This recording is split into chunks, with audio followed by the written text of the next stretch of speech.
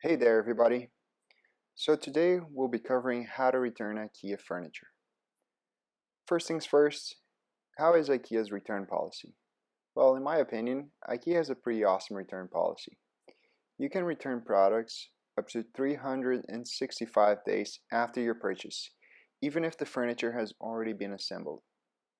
So as long as the item is unused and in resaleable condition, IKEA is going to provide you a full refund.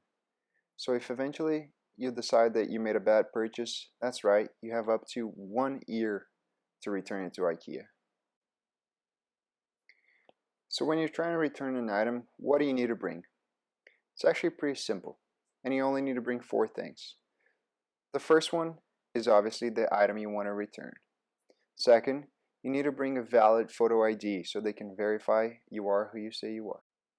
Third, you need to bring some form of proof of purchase, which can be a receipt or a card statement. Fourth and last, if you use a credit card to pay for your item, you should bring that same card with you.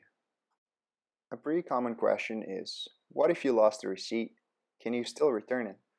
Well, if that's the case, IKEA will only be able to refund you the lowest selling price in the form of store credit. So let's just say that you originally purchased a chair for $45. You took it home, threw the receipt away, and a week later decided that the chair doesn't match with the rest of your decoration.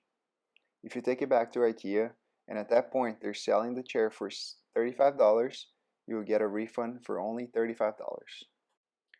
Another common question is, what if the item is too big to take back? Well, if you can't take it back to the store, IKEA actually offers a return pickup service. However, you do need to pay for it, and it usually costs the same as if they were delivering. Now what if IKEA doesn't think your item is unused and resellable? So if by any chance your item is dirty, stained, damaged, or abused, you will most likely not get a refund.